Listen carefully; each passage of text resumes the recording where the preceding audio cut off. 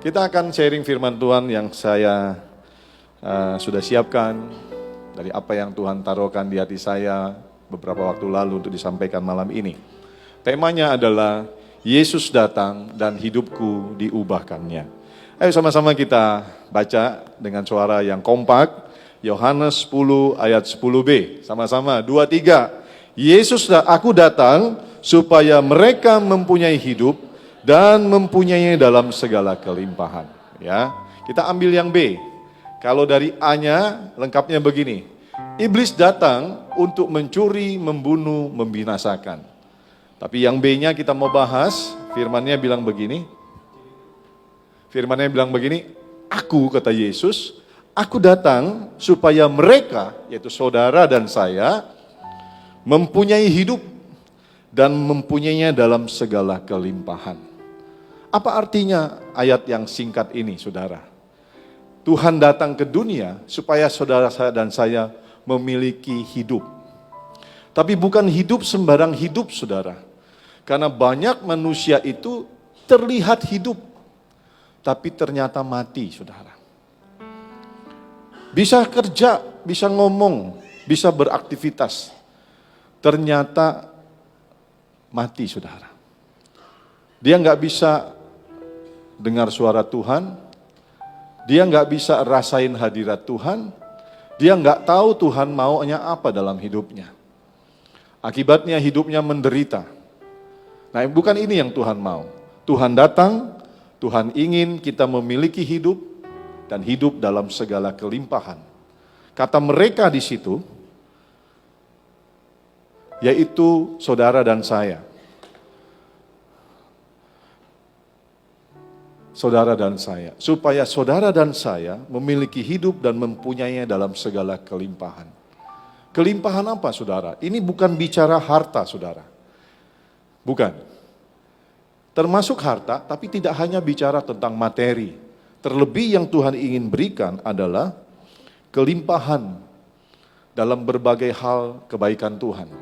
Kelimpahan akan sukacita, kelimpahan damai sejahtera, kelimpahan akan pengharapan, kelimpahan akan pengurapan Tuhan, kelimpahan akan kasih karunia dan kebaikan Tuhan dalam hidup kita. Termasuk juga materi, saudara. Tapi itu bukan yang utama yang Tuhan inginkan. Ada amin, saudara? Saudara, 2000 tahun yang lalu, Yesus, yaitu Allah yang menjadi manusia, turun ke dunia ini.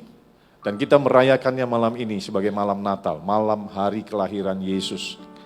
Hari kedatangan Tuhan ke dalam dunia ini. Dia turun ke dunia untuk menyelamatkan saudara dan saya. Tetapi kata menyelamatkan itu tidak hanya bawa kita ke surga, saudara. Tidak hanya menebus kita dari dosa-dosa di mana seharusnya kita dihukum. Kata menyelamatkan itu punya arti yang luas, saudara. Yesus turun ke dunia. Yesus itu artinya Yesus yang dipilih, Yesus yang diurapi. Yesus Kristus, saudara. Yesus Kristus itu artinya Yesus yang dipilih atau Yesus yang diurapi. Dia dipilih, dia ditetapkan Bapa untuk turun ke dunia. Dia dipilih untuk menyelamatkan saudara dan saya. Dia diurapi, dia diberikan kuasa untuk menyelamatkan kita dari hukuman dosa. Untuk menyelamatkan kita dari penderitaan, siksaan kekal di neraka karena kita manusia yang berdosa. Yesus datang ke dunia untuk menyelamatkan saudara dan saya. Tapi sekali lagi saya mau bilang kita mau belajar malam ini. Dia tidak hanya datang menyelamatkan saudara lalu bawa ke surga. Ada banyak hal yang Tuhan mau kerjakan dalam hidup kita. Makanya temanya kurang jelas ya, mestinya warnanya lebih terang. Yesus datang dan hidupku diubahkannya. Ayo sama-sama kita ucapkan tema ini, 2, 3. Yesus datang dan hidupku diubahkannya. Saudara yang dikasihi Tuhan, dari tema dan sepenggal ayat firman Tuhan, Yohanes 10 ayat 10b ini, kita tahu bahwa Yesus tidak hanya datang untuk menyelamatkan dan membawa kita ke surga, tapi dia datang untuk mengubahkan hidup kita. Dia datang untuk mengubahkan karakter kita, saudara. Dia datang untuk menolong kita. Dia datang untuk menyembuhkan kita. Dia datang untuk memulihkan dan memberkati kita. Katakan amin. Saudara, Tuhan Yesus berkata dalam Yohanes 10 ayat 10b tadi, dia datang memberikan hidup dan hidup dalam segala kelimpahan akan dia. Seperti yang saya katakan tadi, kelimpahan akan segala sesuatu yang kita butuhkan dalam hidup ini. Dan apa yang dikatakan Tuhan Yesus itu dibuktikannya. Saya berkali-kali ngomong di sini, di jemaat sini maupun kemana Tuhan suruh saya pergi khotbah. Saya bilang kita bersyukur orang Kristen ini punya Tuhan yang tidak hanya kasih firman. Kita bersyukur kita punya Tuhan yang menjadi manusia dan memberi contoh apa yang difirmankannya itu dia lakukan. Sehingga kita tidak punya alasan untuk berkata, gimana caranya? Atau kita punya alasan, aku nggak mampu.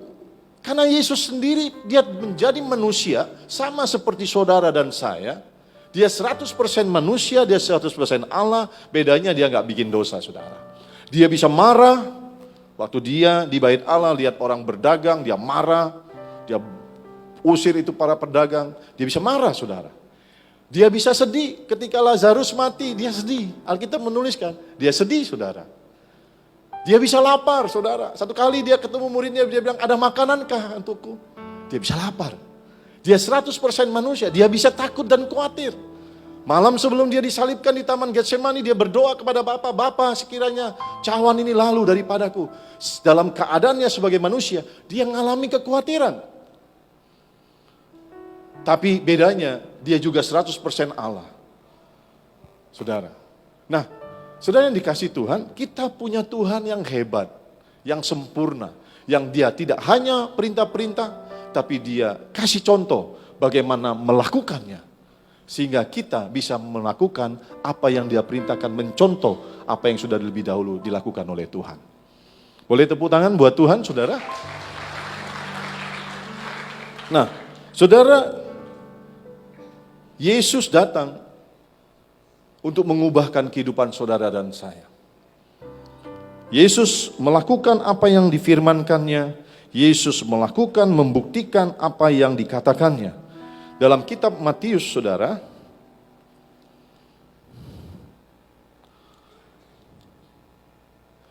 gak kelihatan putih ya. Salah kasih warna saya tadi bikin PowerPoint. Saya bacakan aja ya. Bill, boleh dibuka Bill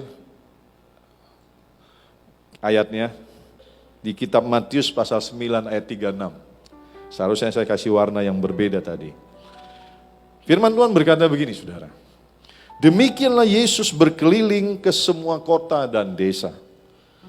Ia mengajar dalam rumah-rumah ibadat dan memberitakan Injil kerajaan sorga serta melenyapkan segala penyakit dan kelemahan. Yesus bilang begini kan di Yohanes 10 ayat 10. Aku datang supaya mereka, saudara dan saya mempunyai hidup dan hidup dalam segala kelimpahan. Manusia yang dibutuhkannya adalah kesembuhan, mukjizat, kelepasan. Betul enggak? Berkat. Yesus datang untuk kasih kita semuanya. Tidak hanya dalam standar cukup, tapi berkelimpahan.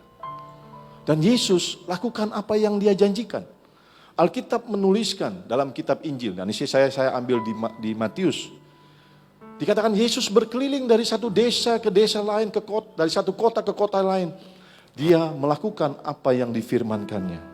Dikatakan dia mengajar. Dia mengajar firman Tuhan.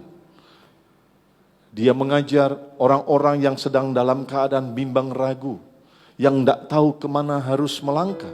Gak punya tujuan hidup, dia ajarin jalan kebenaran. Dia melepaskan orang-orang dari keterikatan kuasa gelap.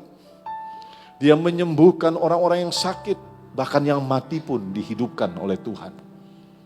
Saudara yang dikasih Tuhan, banyak orang yang mengalami perubahan hidup ketika mereka berjumpa dengan Yesus. Perhatikan perkataan saya. Banyak orang mengalami perubahan hidup ketika mereka berjumpa dengan Tuhan. Garis bawahi kata mengalami perubahan hidup ketika mereka berjumpa dengan Tuhan. Sama-sama katakan berjumpa dengan Tuhan. Berjumpa dengan Tuhan. Jadi waktu Yesus berkeliling, banyak orang mengalami perubahan hidup ketika mereka berjumpa dengan Tuhan. Saya mau garis bawahi kata berjumpa. Saudara, berapa lama saudara jadi Kristen? Itu tidak menentukan saudara mengalami perubahan hidup. Tidak. Saudara bisa Kristen dari lahir. Bisa Kristen 20 tahun, 30 tahun. Tapi hidup saudara nggak akan pernah berubah. Kalau saudara tidak mengalami perjumpaan pribadi dengan Tuhan. Saudara hanya akan menjadi Kristen KTP, Kristen-Kristenan yang tidak akan mengalami perubahan hidup. Yang saya mau kasih tahu, kalau saudara mau mengalami perubahan hidup, saudara harus mengalami yang namanya perjumpaan pribadi dengan Tuhan. Kurang kuat aminnya saudara. Puji Tuhan. Nah saudara yang dikasih Tuhan, Alkitab mencatat banyak orang yang diubahkan hidupnya. Mulai dari perjanjian lama, perjanjian baru, sampai hari ini, sampai detik ini saudara. Banyak orang mengalami perubahan hidupnya diubahkan ketika mereka berjumpa secara pribadi dengan Tuhan. Saya bisa cerita sampai besok pagi, bahkan sampai besok malam, tentang orang-orang yang diubahkan Tuhan, yang tertulis di Alkitab. Ataupun yang diubahkan Tuhan dalam zaman sekarang. Paling gampang saudara search di Google saja, begitu banyak kesaksian. Bagaimana hidup orang diubahkan Tuhan ketika mereka ketemu Tuhan secara pribadi.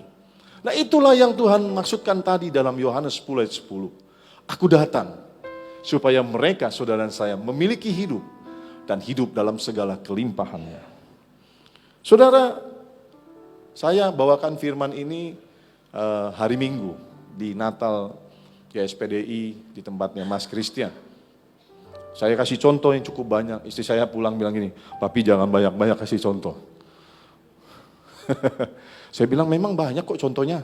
Nanti saya mau bawain di Immanuel juga, kasih contoh 30. Biar Natalnya pulangnya jam 11 malam, saya bilang gitu. Nah saudara dengar, ini beberapa contoh saja. Bagaimana di perjanjian lama dituliskan orang-orang yang diubahkan Tuhan ketika mereka mengalami Tuhan. Dari perjanjian lama, saya nggak bikin PowerPoint-nya, ada banyak orang yang mengalami perubahan hidup saudara. Musa itu buronan saudara. Umur 40 dia bunuh orang Mesir. Lari ke padang gurun. 40 tahun dia buron. Dia melarikan diri dari Raja Fir'aun, takut ditangkap. Tapi Tuhan menjumpai dia. Lalu Tuhan memilih dia untuk memimpin bangsa Israel keluar dari Mesir. Tuhan mengubahkan Musa dari seorang buronan menjadi seorang pemimpin. Dari seorang yang tidak mampu apa-apa saudara. Waktu Tuhan pilih dia bilang Tuhan pilih Harun aja. Aku nggak bisa ngomong, nggak pandai ngomong. Tapi Tuhan bilang enggak, aku sudah tetapkan kamu untuk memimpin bangsa Israel keluar dari Mesir. Aku yang akan ngajarin kamu ngomong untuk menghadap Fir'aun. Tuhan ubahkan dia. Tuhan ubahkan Daud, seorang anak muda gembala 2-3 ekor domba. Anak muda masih kemerah-merahan. Menjadi seorang raja atas umatnya Israel. Dan Daud memerintah 40 tahun. Menjadi seorang raja yang luar biasa saudara. Bayangin, from nothing to something. Dari seorang yang bukan siapa-siapa menjadi raja ketika Tuhan menjumpai Daud dan mengurapi dia untuk menjadi seorang raja. Tuhan mengubahkan Yusuf. Seorang narapidana, saudara, tahanan.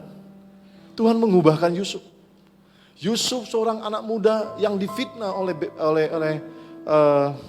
Potifar, istri Potifar. Di penjara, saudara. Gak punya masa depan, gak punya harapan hidupnya. Karena dia di penjara, saudara. Zaman dulu gak tahu kapan dibebaskan.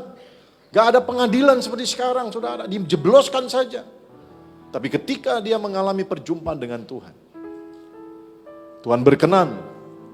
Tuhan mengubahkan hidupnya Yusuf dalam satu malam menjadi perdana menterinya Firaun.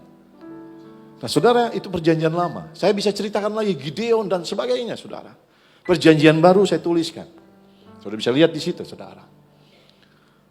Ada seorang Gerasa, orang Gerasa ini kerasukan setan saudara.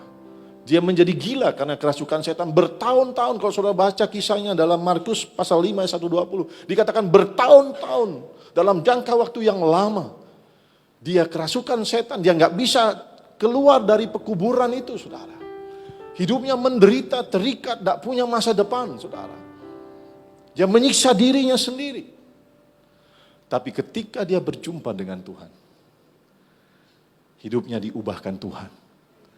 Dia dibebaskan dari kerasukan, dari keterikatan kuasa gelap. Dia yang gak punya masa depan. Tuhan kasih masa depan yang baru. Dia disembuhkan. Sebelumnya dia gak tahu malu, dia telanjang saudara. Tapi kita menceritakan, waktu dia ketemu Tuhan dan disembuhkan, dia berpakaian saudara. Dia bisa mikir kembali. Puji Tuhan. Orang gila disembuhkan Tuhan. Orang yang terikat bertahun-tahun dilepaskan oleh Tuhan. Mari lihat yang lain. Seorang wanita di Markus pasal 5 ayat 25-29. Seorang wanita yang sakit pendarahan 12 tahun. Alkitab menuliskan dia begitu menderita. Hartanya, uangnya habis untuk berobat, nggak sembuh-sembuh saudara. Tapi satu kali Yesus lewat di daerahnya, dia mendengar nama Yesus, bahwa Yesus adalah Allah yang menyelamatkan, Allah yang menyembuhkan. Yesus adalah Mesias. Yesus melakukan banyak mukjizat, dia cari Tuhan. Dari belakang dengan terseok-seok, dia jamah jubah Yesus. Bayangin saudara, jamah jubahnya Yesus saja. Penyakitnya ada yang 12 tahun yang membuat dia begitu menderita. Sekejap, Alkitab menuliskan, dalam sekejap dia disembuhkan oleh Tuhan. Tepuk tangan buat Tuhan. Luar biasa saudara, hidupnya diubahkan. Bayangin 12 tahun dia menderita karena sakitnya. 12 tahun dia nggak bisa kerja saudara. 12 tahun dia nggak bisa apa-apa, hartanya habis. Masa depannya suram saudara. Tapi ketika dia ketemu Yesus, hidupnya berubah saudara. Luar biasa saudara. Saulus. Ada banyak saudara. Saya nggak kasih banyak-banyak, cukup ya. Nanti banyak-banyak saudara nggak pulang. Saulus. Seorang yang gak percaya Tuhan, seorang yang begitu jahat, penganiaya orang percaya, dia kejar-kejar jemaat Tuhan, untuk disiksa, untuk dianiaya, jahat sekali saudara. Tapi ketika satu waktu dalam perjalanannya ke Damsyik, Tuhan menemuinya. Tuhan berkata, Saulus, Saulus, kenapa engkau menganiaya aku? Dia mengalami perjumpaan pribadi dengan Tuhan. Dan mulai hari itu, dia diubahkan Tuhan. Namanya bukan lagi Saulus, tapi Paulus. Dari orang jahat gak percaya, menjadi seorang hamba Tuhan. Yang menuliskan begitu banyak sebagian besar kitab di Perjanjian Baru. Yang buka begitu banyak jemaat. Dari satu tempat ke tempat lain, Tuhan pakai untuk memberitakan firman. Untuk membawa jiwa datang kepada Tuhan. Saulus hidupnya diubahkan. Ketika Tuhan datang dalam hidupnya, dia berjumpa secara pribadi dengan Tuhan. Saudara mungkin berkata, Pak itu kan di Alkitab. Saudara, saya bisa ceritain begitu banyak cerita masa kini. Saya bawa 3 aja ceritanya. Yang ini saudara, 12 tahun lalu dia pernah ke Batam. Kami undang dia waktu saya masih di House of Glory. Undang dia nggak ada slot, artinya jadwalnya padat sekali saudara. Tapi untung ada satu yayasan mengundang dia, nggak punya tempat, lalu pakailah tempat di DC Mall, di GBI Windsor, HOG. Nah dia khotbah saudara. Ini pendeta Anthony Chang. Siapa dia? Dia mantan orang gila saudara. Seperti cerita di Gerasa tadi. Makanya saya selalu bilang, bahwa mukjizat itu masih terjadi sampai hari ini. Bahwa kuasa Tuhan itu tidak pernah berubah. Dulu, sekarang, dan selamanya saudara. Dan saudara akan mengalami perubahan hidup itu kalau saudara mengalami perjumpaan pribadi dengan Tuhan. Saudara Anthony Chang ini adalah mantan orang gila. Waktu itu dia bersaksi saudara. Dia ini orang, dia orang Medan. Ya, Cina Medan saudara. Cina saudara. Pindah Jakarta, tinggal sama kakaknya. Dia tinggal di daerah Mangga Besar. Saya pernah di Jakarta. Mangga Besar itu daerah lampu merah sana. Banyak pelacuran, diskotik lah, narkoba, segala macam, judi di sana saudara. Dia tinggal daerah situ. Dia jatuh dalam perjudian. Kalah melulu saudara, stres. Stresnya bukan stres biasa, stres tingkat tinggi. Waktu itu dia cerita, saking stresnya jadi gila. Apa bukti dia gila? Dia bilang, apa bukti saya gila? Saya telanjang, lari-lari di komplek. Nah saya mau tanya saudara, kalau ada orang telanjang lari-lari di komplek perumahan, itu udah masuk kategori gila atau setengah gila saudara? Itu gila banget deh saudara, betul? Nah karena dia gila saudara, sama kakaknya dimasukkan ke rumah sakit jiwa Grogol 4 tahun saudara. Lalu dia cerita, sampai satu titik dalam perjalanan hidupnya, dia ketemu Tuhan. Dia datang dan dia berdoa kepada Tuhan. Orang gila, puji Tuhan, diobatin. Dalam satu masa, saya nggak gitu jelas, dia bilang, saya ketemu Tuhan. Saudara bisa lihat, search di Google cerita hidupnya, saya waktu itu dengar langsung, saudara. Lambat laun dia dipulihkan, dia disembuhkan. Saudara, 12 tahun lalu dia punya titel MTH, Master of Theology. Dia bilang gini, Bapak Ibu, kalau Anda nggak pernah gila, sadar, kayak kita normal, kuliah itu nggak gampang, saudara. Di sini ada Yuvin, lagi skripsi S1, ya. Ada Pak Dr. Yudi Sanjaya. Kuliah itu nggak gampang, saudara. Dia bilang begini, yang normal aja, kuliah itu nggak gampang, susah. Apalagi saya yang pernah gila, katanya. Susah sekali. Tapi dengan pertolongan Tuhan, saya menyelesaikan S2. Dan waktu itu dia bilang dia lagi ambil S3. Dan ternyata tadi saya search, dia sudah menjadi seorang doktor S3. Luar biasa, tepuk tangan buat Tuhan. Mantan orang gila diubahkan Tuhan menjadi seorang hamba Tuhan yang luar biasa, saudara. Nggak ada yang mustahil sama Tuhan. Amin. Tuhan datang ingin mengubahkan hidup kita. Tuhan tidak kasih dia kaya, enggak. Tapi Tuhan memulihkan dalam banyak hal dan Tuhan pakai dia untuk menjadi alat Tuhan yang luar biasa. Mari lihat lagi sebelum kita lanjut firman Tuhan. Saya berapa kali sampaikan kesaksian ini dan saya ketemu juga ini. Namanya pendeta Lukas Pohan Hendra, saudara. Ya sekitar belasan tahun juga saya pernah ketemu dia waktu dia pelayanan di HOG dan kami pernah satu mobil makan bareng, saya dengar kesaksian. Ini orang cacat, saudara. Kakinya di sini segini. Kalau saudara lihat dia di kursi nih, ya. Kakinya di sini juga segini, cuma ada tungkai kecil. Lalu kalau jalan sama kita dia di bawah, saudara. Ngesot-ngesot gitu, saudara. Dia ini banci, saudara. Dulu mantan waria. Dia cerita, saudara, bagaimana masa kecilnya karena dia lahir cacat, dia ditolak oleh papanya. Dibenci. Kalau ada pesta keluarga dia nggak boleh keluar kamar. Apa-apa dia nggak dikasih, saudara. Dia tertolak. Tertolak, saudara. Sampai puncak papanya nggak suka sama dia, papanya mau bunuh dia. Dibekap pakai bantal, nggak mati, saudara. Dia begitu sakit hati sama papanya, dia kepahitan. Apa yang terjadi? Itu membuat dia suka ke salon. Maaf kalau ada orang salon di sini. Saya tahu di sini ada istri Pak Tito. Ibu Rasmida, saya sedang cerita kesaksian beliau. Saya tidak mendiskreditkan orang salon, enggak. Dia suka ke salon, saudara. Dia laki-laki. Kepahitan sama papanya. Di salon dia gaul. Kalau salon kan banyak perempuan. Dia didandani. Tuh lihat, cantik ya. Karena memang wajahnya juga ganteng, saudara, manis. Didandanin. Dia keluar dari rumahnya. Keluar, nggak tinggal sama papa mama lagi. Dia hidup dalam kepahitan. Jadi banci, saudara. Nggak sampai di situ aja. Dia mainnya ke diskotik, saudara. Narkoba. Pakai, saudara. Nggak stop sampai di situ. Dia jual narkoba jadi BD, jadi bandar. Gak cuma jual narkoba, dia jadi germo, saudara. Dia jual teman-teman ceweknya, saudara. Betapa hancur hidup dia, betapa rusak dia. Betapa berdosanya dia. Tapi dia cerita, kehidupan malam itu memang kelihatannya enak.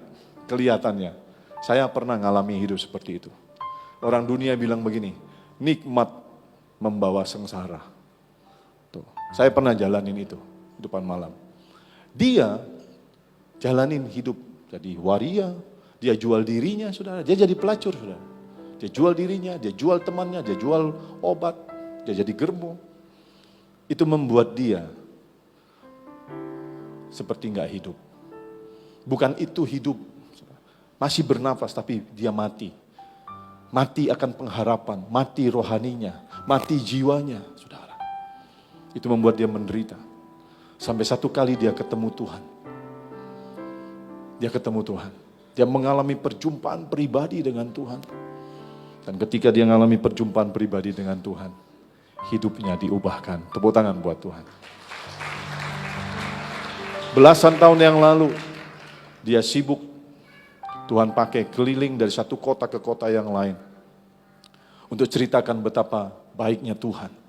Betapa besar kasih Tuhan yang mengubahkan dia.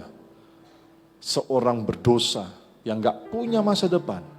Gak punya apa-apa. Dipakai Tuhan menjadi seorang hamba Tuhan. Lalu dia cerita bagaimana Tuhan memulihkan hubungan dia dengan papa mamanya. Dia bilang, hari-hari ini, belasan tahun yang lalu, hubungan saya dengan papa saya sudah pulih. Saya yang begitu benci sama papa saya. Ketika Tuhan jamah saya katanya, hati saya diubahkan. Saya bisa mengampuni papa saya. Dan hari-hari ini ketika saya pelayanan ke luar negeri, keluar kota, saya bawa orang tua saya bersama saya. Luar biasa saudara. Hidup seseorang yang diubahkan. Ada lagi Shelley Luben namanya, orang Amerika, perempuan.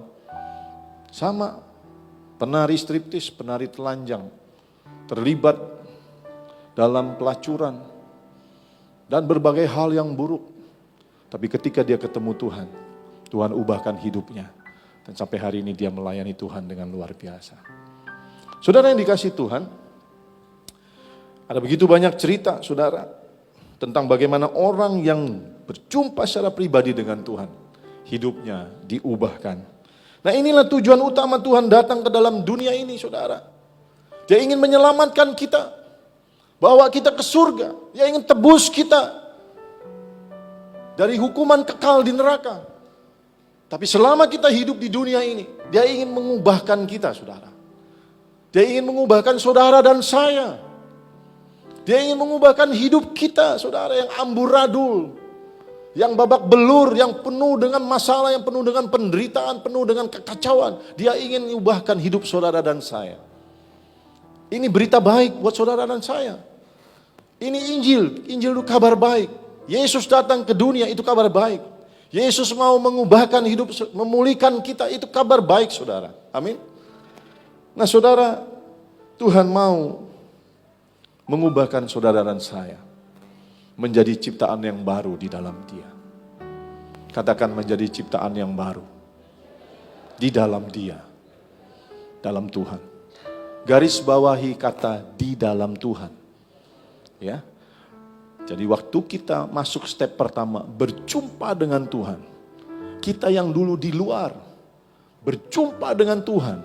Kita harus masuk, ada di dalam Dia. Dan kalau kita sudah ada di dalam Dia, jangan pernah lagi mau keluar. Amin. Karena di dalam Dialah tempat yang paling baik, paling aman. Tempat yang terbaik dalam hidup kita. Di dalam Dialah, Yohanes pasal 15, ayat 4 dan 5 bilang begini. Di dalam aku, kamu berbuah yang lebat. Di dalam aku, kamu bisa berbuat hal-hal yang luar biasa. Tapi di luar aku, kamu tidak bisa apa-apa. Di luar aku, kamu tidak bisa berbuah, kata Tuhan. Makanya Tuhan bilang, kita harus di dalam Dia. Amin. Ya, Tuhan mau kita jadi ciptaan yang baru. Di dalam Dia. Becoming a new creation. Menjadi ciptaan yang baru. Ayatnya bilang begini. Jadi siapa yang ada di dalam Kristus. Perhatikan ayatnya. Saya garis bawahi. Di dalam Kristus. Siapa yang ada di dalam Kristus. Ia adalah ciptaan yang baru. Yang lama sudah berlalu. Dan sesungguhnya yang baru sudah datang. Saya lagi bilang amin saudara. Karena itu saudara malam ini ketika saudara dengar firman. Saudara harus renungkan, saudara introspeksi diri.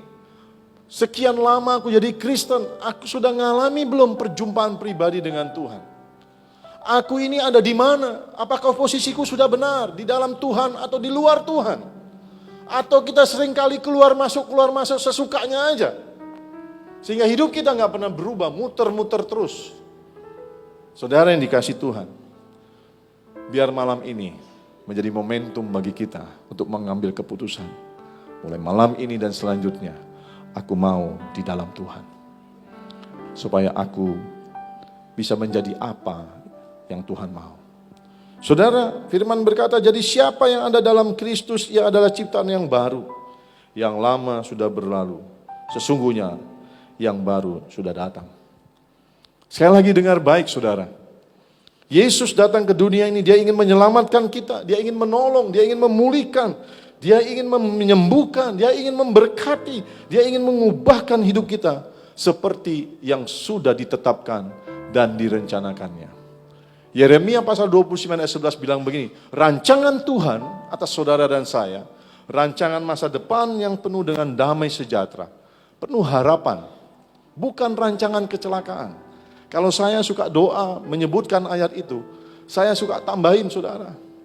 Tuhan, aku percaya rancangan-Mu atasku, rancangan masa depan yang penuh damai, penuh harapan, penuh kemenangan, penuh sukacita, penuh kelimpahan, penuh kasih karunia, penuh kemurahan Tuhan. Semua yang baik Tuhan sediakan bagiku, saudara.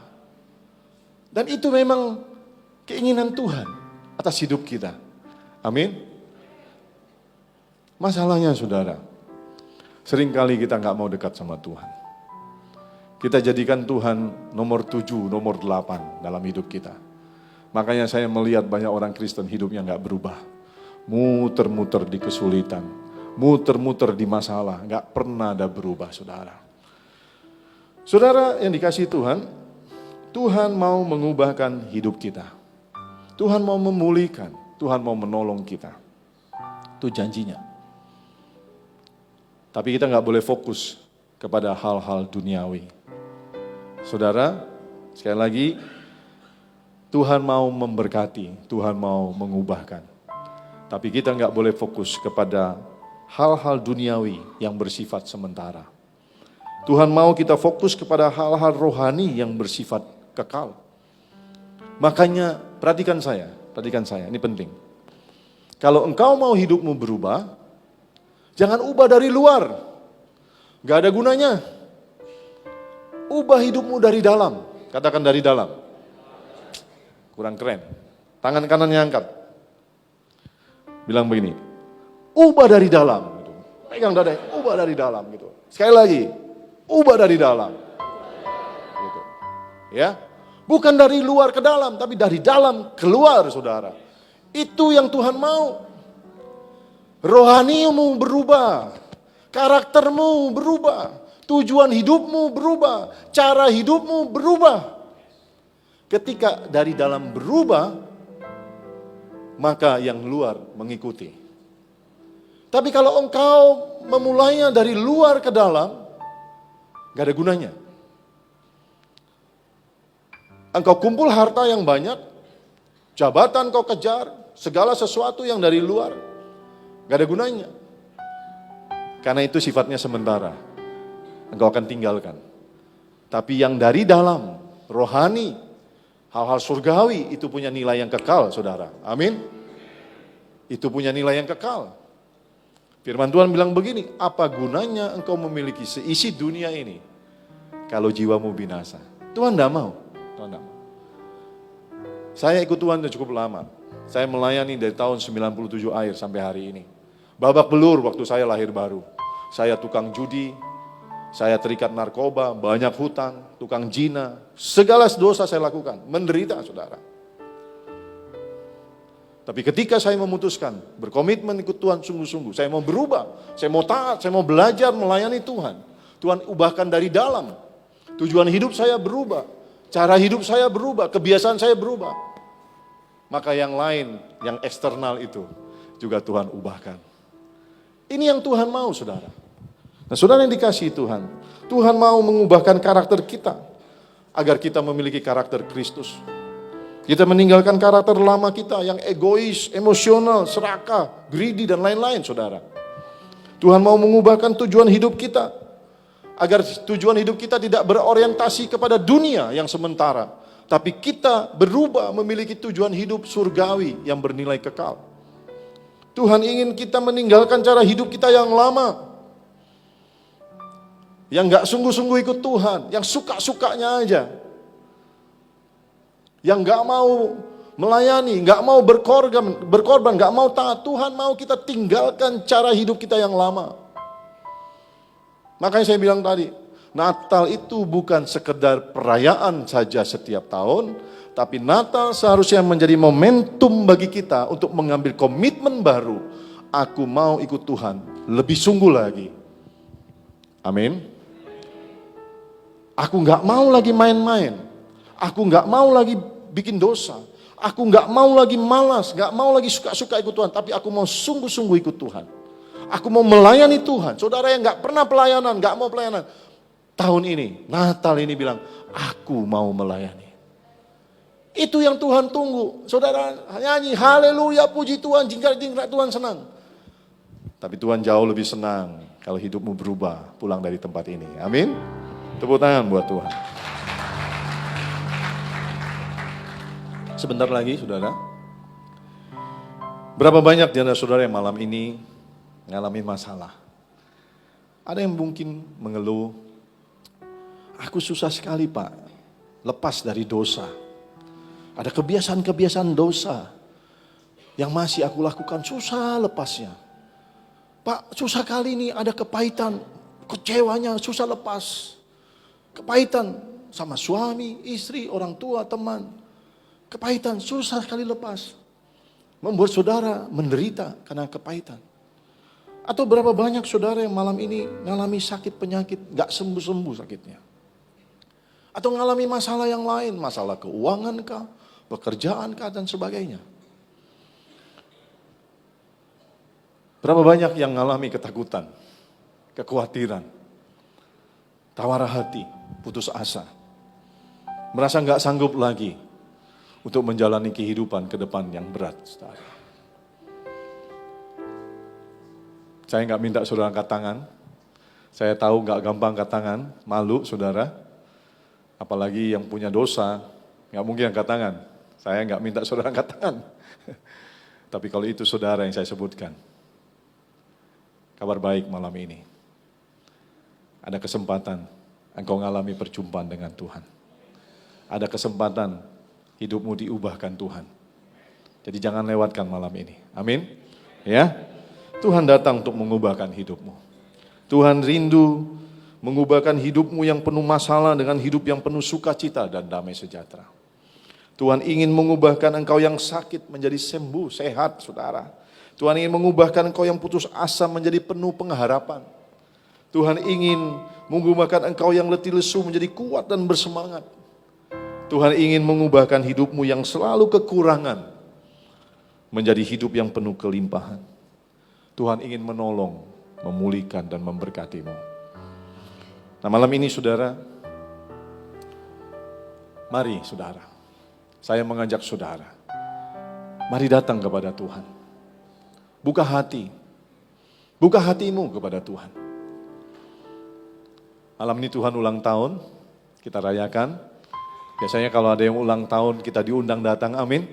Ya, diundang datang, lalu kita bawa kado, di pesta kita bersuka cita. Malam ini Tuhan ulang tahun. Kado apa yang terbaik buat Tuhan? Tuhan tidak minta uangmu, Tuhan tidak minta hartamu, Tuhan cuma pingin hatimu. Seperti firman-Nya katakan, kasihlah Tuhan dengan segenap hatimu, jiwamu, dan akal budimu. Bawa hatimu, bawa hidupmu sungguh-sungguh kepada Tuhan. Itu menjadi kado yang terindah buat Tuhan.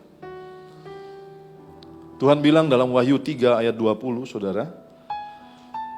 Lihat, kata Tuhan. Aku berdiri di muka pintu dan mengetok. Jikalau ada orang yang mendengar suaraku dan membukakan pintu, aku akan masuk mendapatkannya. Aku makan dan aku akan makan bersama-sama dengan dia dan ia bersama-sama dengan aku. Saudara, Tuhan 2000 tahun lalu dia turun ke dunia. Dia ingin menyelamatkan kita, memulihkan, dia ingin mengubahkan hidup kita. Malam ini Tuhan kembali mengetok pintu hati kita. Mungkin selama ini kita terlalu sibuk dengan pekerjaan, dengan urusan, bahkan mungkin kita terlalu sibuk dengan penderitaan pergumulan kita. Tapi izinkan malam ini engkau buka hati buat Tuhan. Izinkan Tuhan masuk dalam hatimu. Izinkan Tuhan diam memerintah dalam hidupmu. Izinkan Tuhan berkarya bagimu. Izinkan Tuhan mengubahkan hidupmu. Malam ini, mari kita bangkit berdiri saudara. Jangan lewatkan malam ini, malam Natal penuh sukacita ini. Pulang dari tempat ini biasa-biasa aja. Jangan saudara. Tapi jadikan momen Natal malam ini menjadi momen spesial. Momentum untuk mengalami perubahan hidup ke depan. Saya ingat tahun 97 ketika saya masih terikat dengan berbagai hal. Saya menderita banyak utang karena suka judi. Saya ingat saat itu saya mengambil komitmen kepada Tuhan. Tuhan, mulai hari ini aku mau sungguh-sungguh ikut Tuhan. Mulai hari ini Aku mau belajar taat sama Tuhan. Gak gampang saudara, tapi bersama Tuhan, Tuhan mampukan. Tuhan cuma mau cari hati yang mau. Nah malam ini siapa yang mau buka hati? Yang memerlukan Tuhan, mari angkat tanganmu.